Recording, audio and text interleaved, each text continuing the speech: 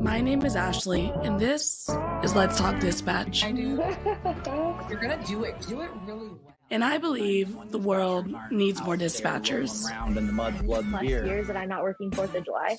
4th of July. Hey, community policing, right? What about community dispatching? So on this show, with the help of my guests, we will educate, empower, and support the heroes behind the headset. Right.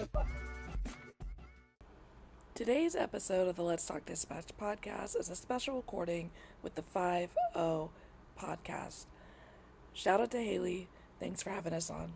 Hey everybody, welcome back to the Five Oooh Podcast. I'm Haley, your host, and today I'm so excited. We are here with Ashley, the raspy dispatcher.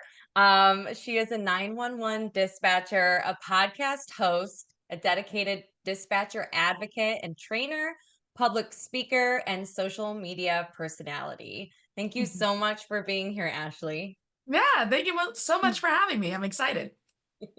So for our listeners who don't know you, give them a quick bio about yourself, and then after we'll peel back the layers and get a little deeper. So if you want to give us a quick bio, you have the floor. Yeah, for sure. I'm a 911 dispatcher. I think it's a classic story where I went to school for law enforcement, got my undergrad and graduate degrees in criminal justice. Thought I was going to be a cop.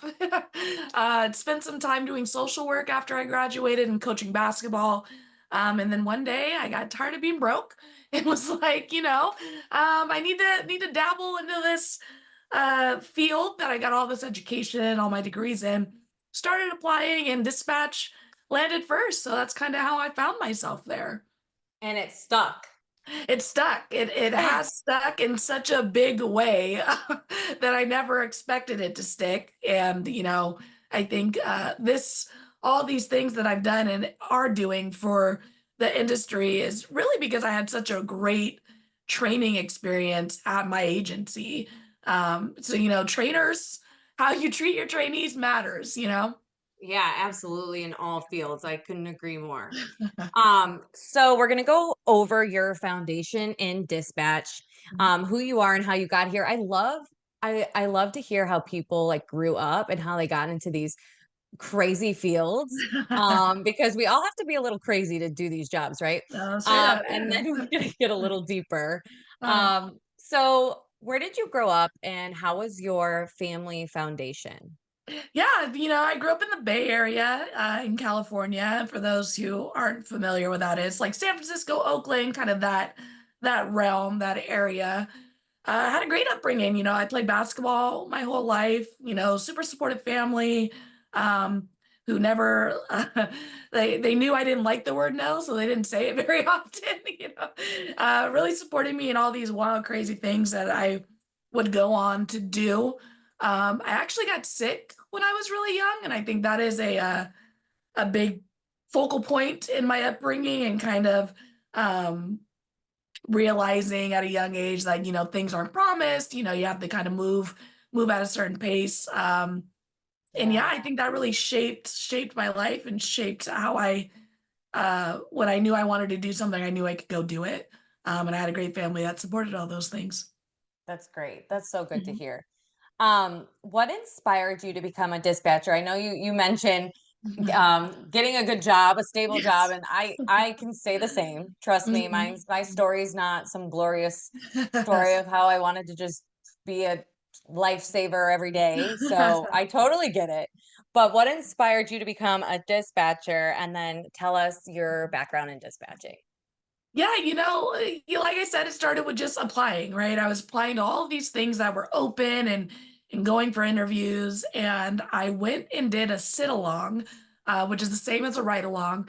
I love that. For patrol. You go and you sit with the dispatcher, you plug in, you sit back and you watch them work, and I did my sit-along with my department. And I left that experience going, wow, this is so cool. I could totally do this. I sat along with a great dispatcher. His name was Nick, and he just had this way about him that even in crisis, tone never changed, Right. Was able to help folks, even callers who aren't that kind. I mean, they never phased Nick, and it was just a very humbling experience to sit with him and walk out of there going, this is something I could do. This is something I can get behind. I think you're going to be really good at this, you know. Yeah. And how long have you been dispatching for? Since August of 2018, my academy mate yelled at me the other day because I was like, oh, I think I'm at like 5.5 years, almost 6. And she was like, we're at 6. Don't take no months away. It was like August 10th of 2018. We started It's academy. literally like your So anniversary right yeah, now. it's literally the anniversary this week, which is so funny. I'm like, it's trauma. I put that out of my head, academy. It's Yeah. Yeah, and I want to ask you about that too, the Mhm. academy. Yeah. But what's been your favorite part of being a dispatcher? What makes you feel like the best? When you leave work at the end of your shift, what makes you feel good? I think, I think most people say like, oh, I help people. And like that, obviously, that's definitely why anyone gets into any first responder field, is that ability to help folks. But I think it's also my ability to adapt and seeing how when things come in, how I can adjust and how I pivot and how I problem solve. Like that's all like, like it's cool to walk out and go, I rock that call, or like that call was wild and I was still able to, create some calm in this chaos. So helping people, of course, but it's also nice to see us perform well, the people who are doing the work. Yeah. I like how you said like adapt because I totally like even your energy right now, it's like you can probably I feel like I'm kind of the same, like read people's energy and kind of like connect with them. Like even if you don't Mhm. physically see them or are physically in the same room, you can like kind of connect. You can feel their energy and like can tell like how stressed they are, what they need Yeah. from you, and you can kind of be like that chameleon, which is such a great quality of a dispatcher, Mhm. which is awesome. Um, what is the best advice you can give to someone thinking of going into a career as a dispatcher?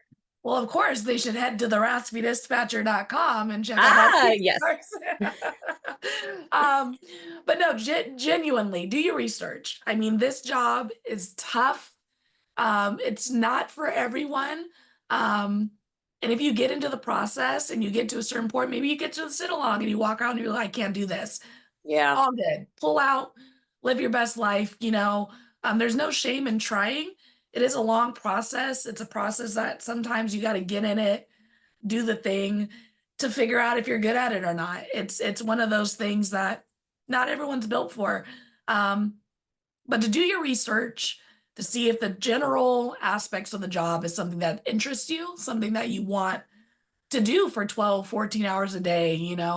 Right. Um, and also, and I think maybe most importantly, do the research on the department that you're attempting to go to, because Great point.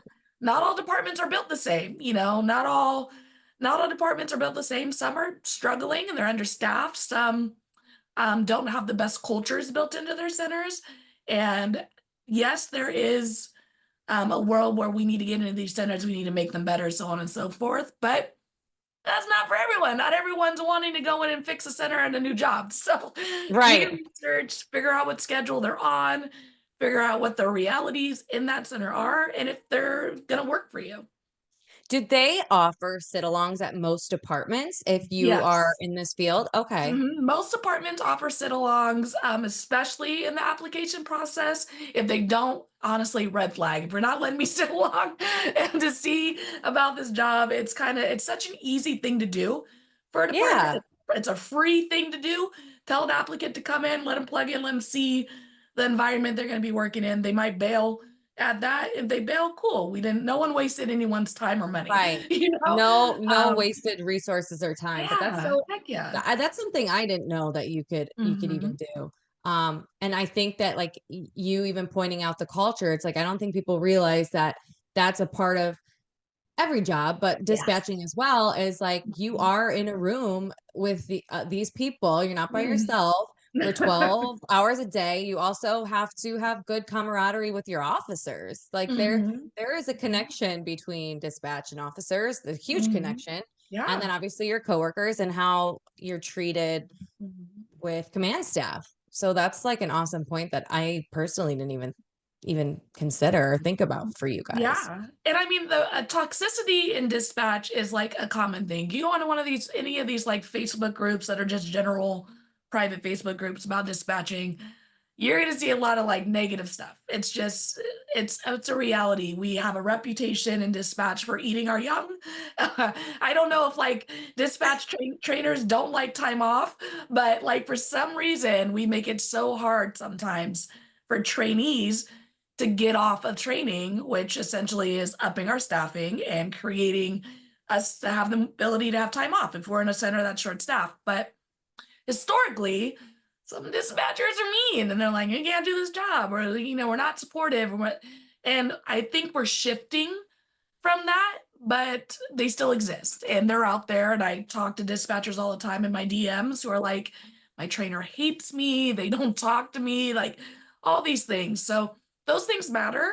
And I think they're worth asking direct questions about during the interview, because we all want to get the job. Like, I get that. Like, we all want to get the job, but the reality is that the first responder field has shifted so much, in the sense that back in the day, there was thousands of applicants, one job slot, Right.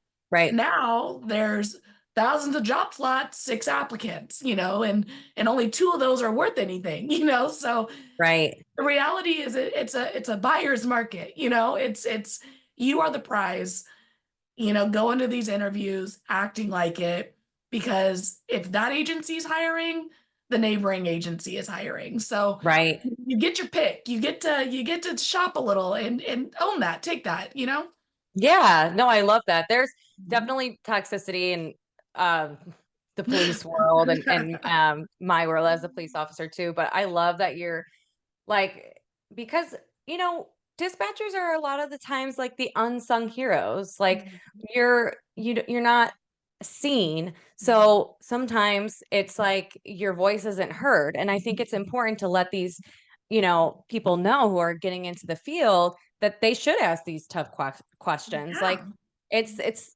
still a full-time job. It's a hard job. You got to think on your feet. You got to hear, like you said, people's worst day.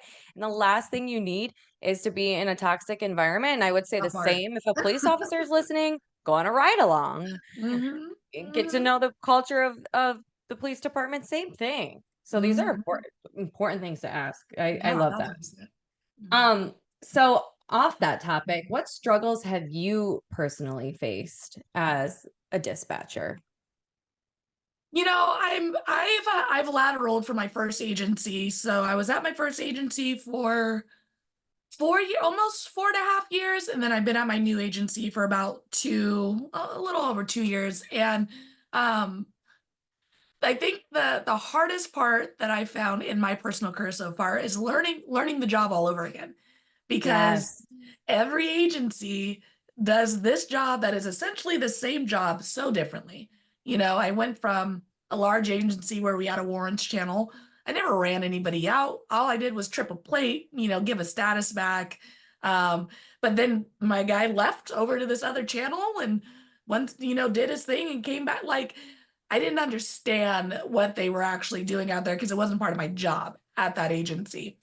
At my new agency, I had to learn to run, full information, full 29s on people, read warrants, read 290 hits, read, restraining order hit, like all these things, like 12 returns that come back, and you're doing it quickly, like you're getting so quickly returns as quick as you can, common names like John Smith, you're like, you gotta wait, there's like hundreds of hits, so learning that part, and I'm still not the best at it because it's just this whole other language you're learning, but getting through relearning the job and like this imposter phenomenon, because I was a good dispatcher at my old agency. Why do I feel like I have no idea what I'm doing here?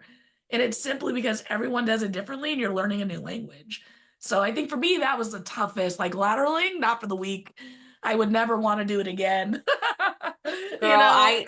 we are living lateral lives because I just lateral transferred to my Ugh, new agency, ugh. and I totally can relate. It's like learning a new job all over again, and you feel like I'm not a rookie, like I already know Yeah, my shit. like, why are you over And here you telling me what come to right. do? But when you said like when you were running names and stuff, I think people don't realize, and it's like even hearing you talk as a police officer is so funny because sometimes I'm waiting on the other line of the Yeah, radio and I'm like, what's taking so long? And yeah, it is horrible because I'm like, yeah, you guys aren't robots. yeah, Like our patience does run thin yeah. sometimes. Oh, And 1,000%. yeah, it's so interesting to hear you say because it's so true. But like so like for our listeners, it's like if I'm doing a traffic stop as a police officer and I get someone's driver's license, I will put it on the air for my dispatcher to run through all of their criminal history or whatever they have, warrants, restraining orders, whatever. They will have to filter through that for me in what, a minute maybe, Yeah, yeah, and send it back to me with the correct information, so I'm not letting this guy go drive off if he's, yeah, wanted. And yeah. that's a huge responsibility, and Yeah. like I said, even talking to you, I'm realizing, like, I Well, know what a job you guys have, but it's so wild to, like, put mhm. it in speaking terms, just to sit here and Yeah, talk about and for the listeners and for the other officers out there, you can even take it another step.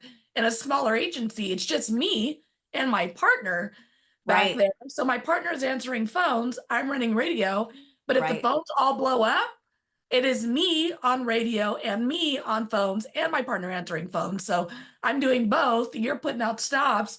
I'm answering 911 while I'm trying to manage your stop. So sometimes, like recently, I've had to tell my officer they wanted us to call DOJ to check on a 290 status.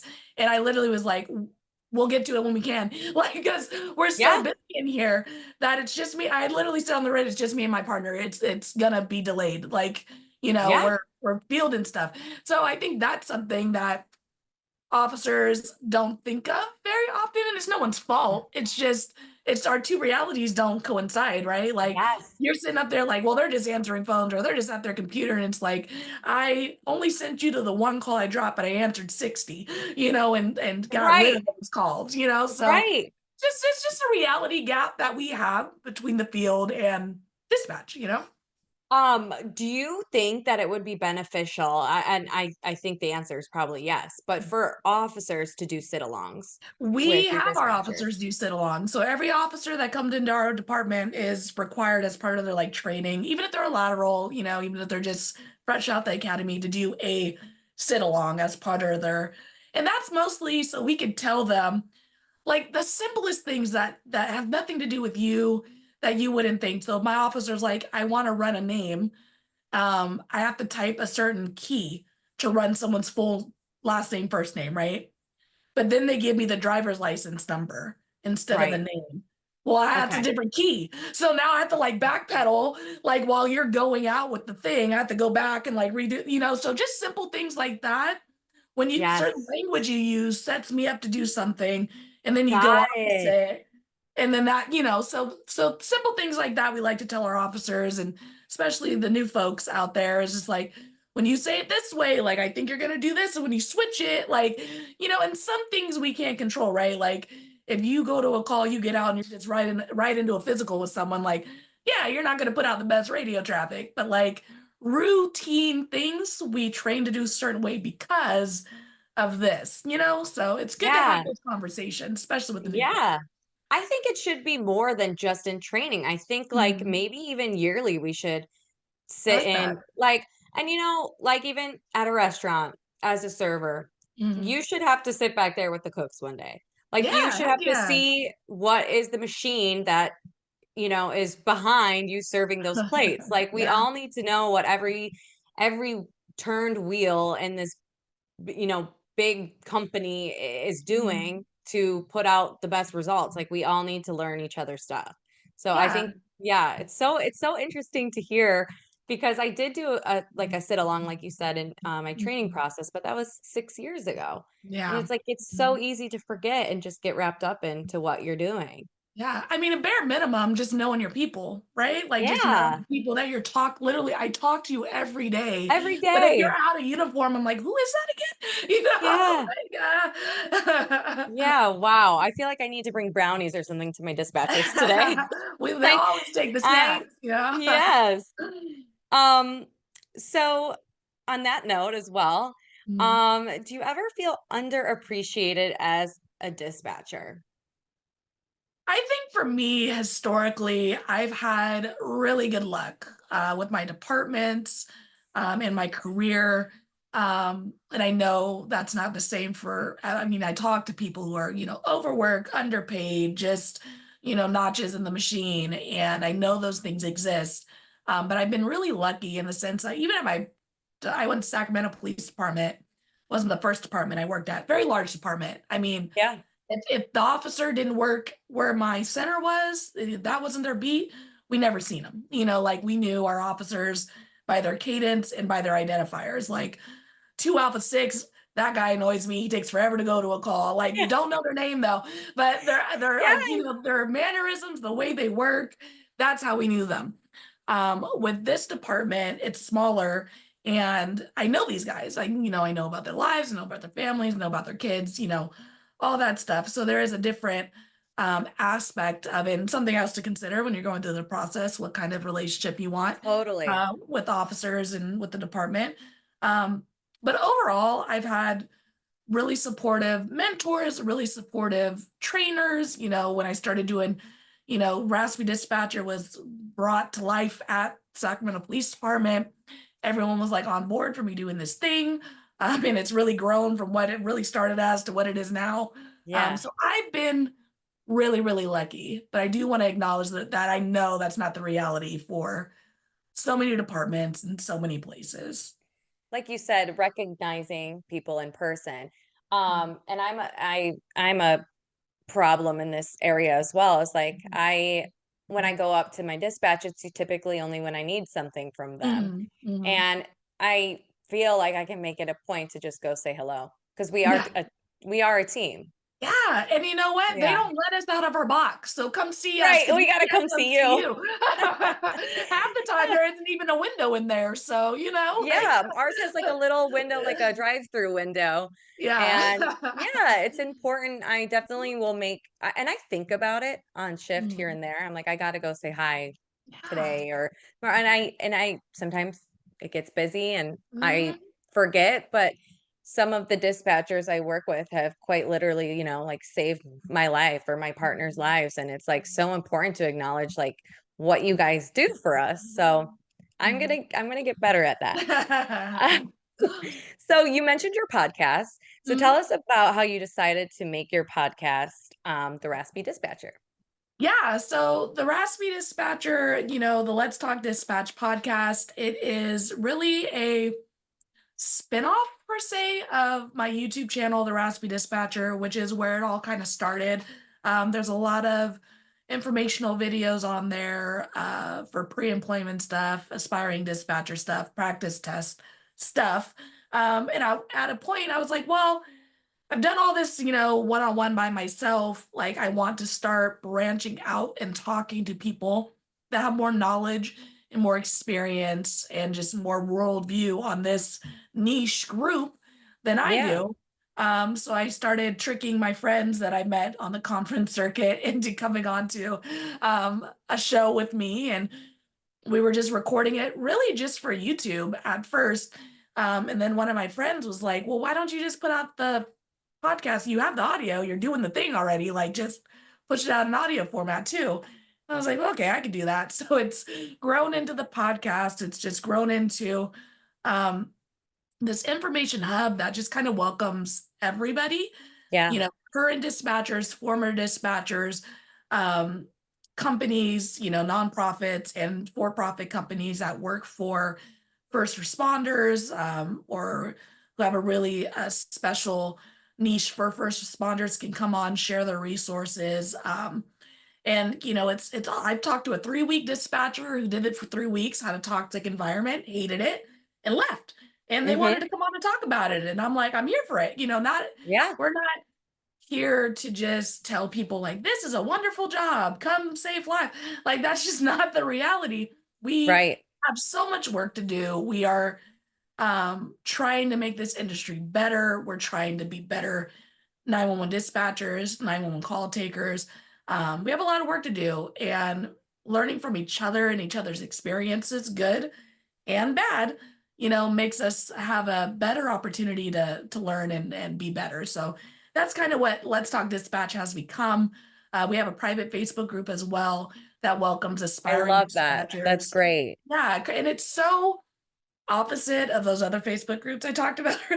Like, it's all positive. Like, if you want to go in there and post like, I'm having a trouble with my radio here, which is just being able to hear the officers, and like you can ask these Yeah, like an questions open that, forum of questions. yeah, That's it's so open great. forum. Baby trainee dispatchers, aspiring dispatchers, if they have questions about their background, like they just ask, and it's always a positive place. Like, it's so fun. It's growing to like, we're at almost 1,000 people in there, and it's just an Wow. information hub. So it's an awesome place as well. That's What is growing. that Facebook group called? It's called Let's Talk Dispatch. So just like the Awesome. podcast, it's Let's Talk Dispatch. And it's just another information hub for anyone and everyone, current, aspiring, and former dispatchers, to come That's and so just great. pour into each other, I love that. I feel like there needs to be more like groups like that for people to like just ask questions, because like there's so Yeah. many times where you're afraid to ask questions to like your superiors because Mhm. you don't want to like feel stupid or whatever. It's so Yeah. easy to just like post a question there and have a nice community to help you Yeah. out. And people ask me questions all the time, and sometimes it's out of my scope of practice. Sometimes I just don't have the knowledge for it. And so I created that space to be able to cast a wider net. Like, I Yeah. had someone message me a question. I was like, I'm gonna throw this in my Facebook group because they don't have Facebook. And I was like, I'll screenshot the answers and send it back to you.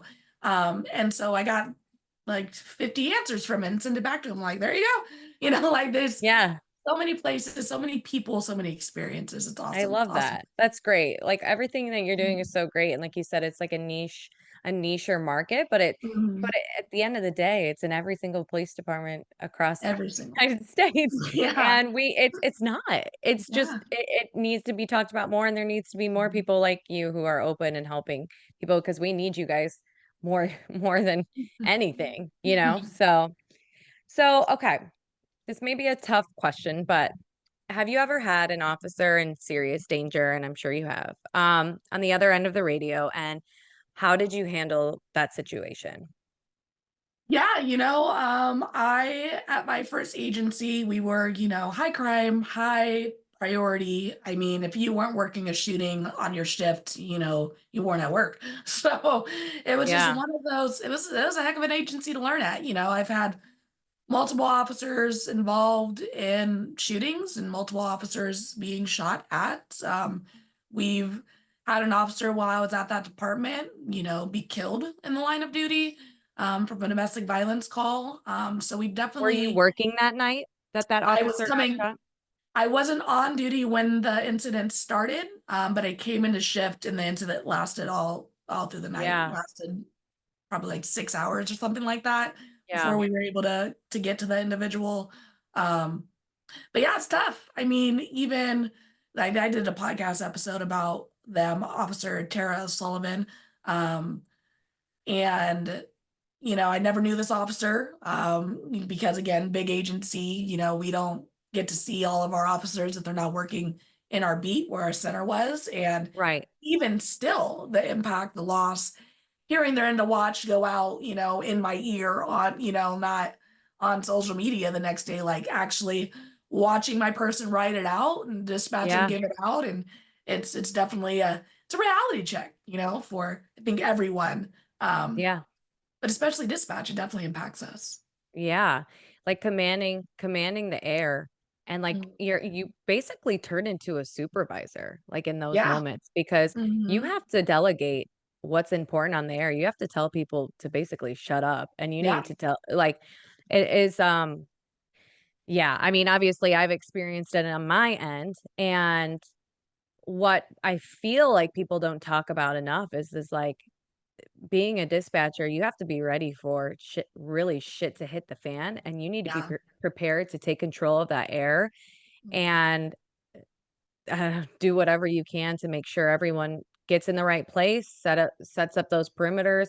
You're making sure that they have the right they're if someone's shot, you gotta make sure that they're driving to the right hospital, make sure it's a trauma Mhm. hospital, like, all that stuff, and, like, you're blocking off the roads. You're doing so much behind the Mhm. scenes, and it's like, Mhm. people need to realize that, like, what you guys do behind the scenes is, like, literally saving our lives. Yeah. And mind you, and I think it's another thing that people don't think about, and I didn't think about it until I lateraled, is like if a major incident, let's say, forbid a school shooting happens, and Correct. it's just me and my partner, and there's Right? thousands of students calling in, Right. and Wow. me and my partner are fielding thousands of calls.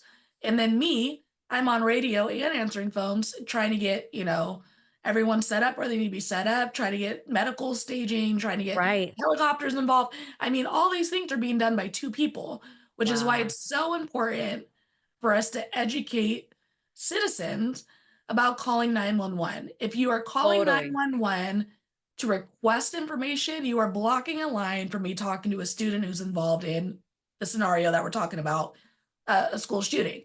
So if you're just calling to ask me if we're aware that there's a school shooting, like, and you have no info, you're blocking a line. And then I have to Totally. take time to get you off the line and then pick up a phone with someone who's actually got some info for me. So though I understand parents are scared and people want to know stuff, but we're doing a job that is, high intense. We're trying to get through people. Like, there's so many people calling, and some of these centers have one, two if Yeah. they're lucky, dealing with that thing. So Yeah.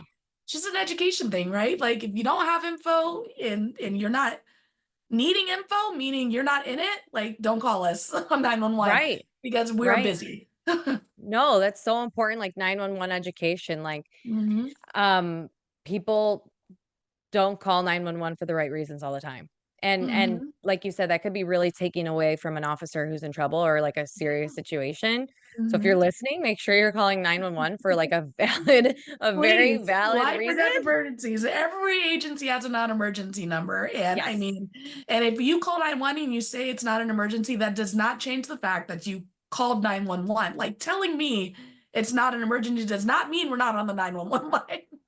Right. It's super frustrating, but I get it. We Wow. panic, we dial these numbers, we know someone will answer, and it's just like, if you can tell me this is not emergency, then you have the time to look up a number and or should already have that number in your phone because you're listening to the Five Oooh Podcast right now, and you're stopping and finding the non-emergency number and plugging it Yes. in.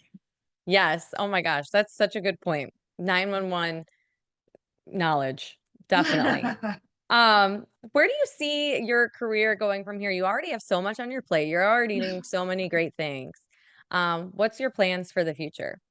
I'm just taking it day by day, kind of letting it go where it's gonna go. I think I would love to be in some type of supervisory directory role in a center Totally and can see kind of that for you. make these things that I believe go top down and, create this cultured environment that I believe all of our centers should have.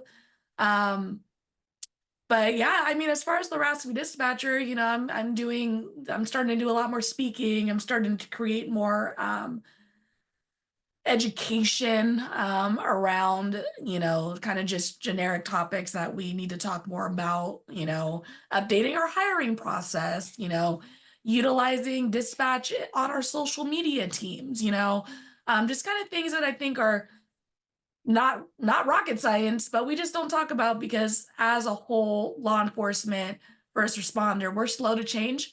Um, Yes, we are. and we hate change. And Yes. so sometimes, the response often, especially in dispatch, is like, well, we've been doing it this way for forever. And I don't know about anybody else, but I don't want to dispatch barefoot and going uphill in the snow just because my trainer did. Like, if Yeah. I can do this, I can do this with less trauma, with a less load, Yes. I'm cool with that. And I'm cool Yes. with the person coming behind me having less to deal with because we've improved things. I think too often we're stuck in this wheel of, I didn't have it easy, and why should they, Yes. like, because you Yeah. should have had it easy. I'm sorry that happened to you, but like, let's not pass on trauma Right. down through our department for 100 years. We Right. have a lot of work to do, and I think easy things can be done to make things better, and sometimes we fight against that. So Well, naturally, you're speaking all day. You know how to speak on your feet. Like you definitely have that presence where you can be a speaker, a supervisor. So those are all great things that I think you'd be so great at. Um, what inspires you to do this? Like you could just go to work and do your job. But is it like you said, like changing that culture? Is that like your main thing? Or is it just like in your nature to just want to just help in all aspects of I life? definitely think it's in my nature to just not know when to quit. I have 2 master's Oh degrees. God, same. I'm always just trying to do the most. So that's definitely in my nature, and I'm trying to learn to do less. Um, Same but girl. I wish. but I think for this specifically, it actually comes from being feeling a little disrespected after I completed, this academy training. And, I got, like I said, I got my master's in undergrad in administration of justice, went through 6 years of higher education for law enforcement. I get into a law enforcement department as a dispatcher, go through academy, which was rough. I mean, it was 7 weeks of just, am I going to get fired this week because I don't pass this test? Like, oh, we're still hired. Like, it's great. And then I survived training, which is training probation is about 18 months. And I do all this and I get to the end of it and I look back and I'm like, wow, 6 years of higher education on law enforcement, and we never talked about dispatch. Like, You know what? That is wild. we never talk about dispatch. We go to school for criminal justice, and they train you to be a cop. Like, period. They're Wow. educating for patrol, which we need officers. Totally valid. But not everyone Wow. who leaves school from criminal justice, if they even get a full degree, because you only need like 26 credits, Totally. right? Yeah. You might get into the field, might hate it. You might get into the field, blow a knee. Like, there's so many things that could happen um, in trying to pursue a career in law enforcement, that we should talk about the other options you have available. And there's You so are many like more. hitting the nail on the head. That is so Yeah, crazy. there's so many other options. And it's not that dispatch is the fallback, or the my plan didn't work out and now I'm here. It's just, it's another viable option. Like, you could Totally. very well get into the field and not want to touch, smell, or see, anything. You're like, oh, Yes. I didn't think this would bother me, but now I have someone's poop on my hand and I don't like that. Yeah. Like, I was out here on a perimeter for 7 hours and I would really just like the option to pee. Like, Literally. these are just things like people don't want to spend the day doing. And so dispatch is another option to be able to directly help people to be involved in first responder, whether it's law enforcement or the fire department, and still have my heater Totally. on all day. Like, these are, Yes. and so I was just like annoyed No, that, that's so true. Like I didn't yeah. think about that either. I have my master's in public safety administration, and we never talked about dispatch. And I was one of those people who, I kept my book. So I was real petty and I went to like the index and was like, Like communications, nothing. Dispatch, nothing. Like, what? It's nowhere in here. that's So so it's not even wild. a footnote, and that's not okay. It's not okay. We Mhm. literally can't run without you. Like Yeah. what would we do? Like, Yeah. Like, think oh of my any God. time you guys have MDT issues or radio issues, or like, like we're fixing it, in the sense that we're Oh calling the my people, we're making God. it stuff where, like, if the radios go down, like, we're activated, we're pulling out backup lines, we're pulling out phones, we're dispatching, the pivot is wild in dispatch when it Yes. comes to technology crashing. But 100%. yeah, we just need Wow. to talk about dispatch more as a career, not a backup plan, but a career, and an 100%. option for folks who are interested in this kind of stuff. Yeah, that is so Mhm, great. Like, um, wow. Because I know, a ton of dispatchers and mhm, they love it. And this is the career that they wanted to go into in the first mhm, place. And like you mhm. said, there's a girl I know, she's a dispatcher, and she's like, I wanted to be a dispatcher because I'm nosy as fuck. And I just wanted to hear the drama, but I didn't want to be in it. I just Yeah. wanted to hear, I don't and I'm like, you want know what? to smell it, but I want to, I want to be, I just Yeah. want to keep it from a Like, distance. I love that, but you are part of law enforcement. You Mhm. are saving lives. You are Yeah. shutting shit down. Like, we Yeah. need you. I mean, and That is especially so like wild. think about it, the dispatchers who, are doing medical, they're delivering babies like before first responders even get there. 100%. Yeah, like You're they're getting telling me what to do. You're telling people on the radio how to yeah, administer CPR, yeah. deliver a baby. You're getting a 6-year-old to do CPR on their grandpa. I mean, like, applaud to Oh the my medical gosh. dispatchers out there. You folks are like superhuman. I'm just like, Yes. where'd the shooter go? But folks who are like getting someone to perform life-saving, hands-on medical stuff before anyone even gets there, like those folks are, applause to them. They are Yes. doing the dispatch on 1,000% because it's just and people do like you call 911, fire department comes, but like there's hopefully 10-minute or less response time that something is happening that whole time that those people are driving there. And it's the dispatcher Yes. providing direction, whether it's how to be safe or Yep. whether it's how to administer CPR, how to, um, yeah. So it's Like, it's and def- you provide vital information, like on the way there. You could yeah. be gathering information, obviously, that we Mhm. are unaware about. Like on the way to a call, it could be a simple, well, it's never simple, a domestic, right? Yeah.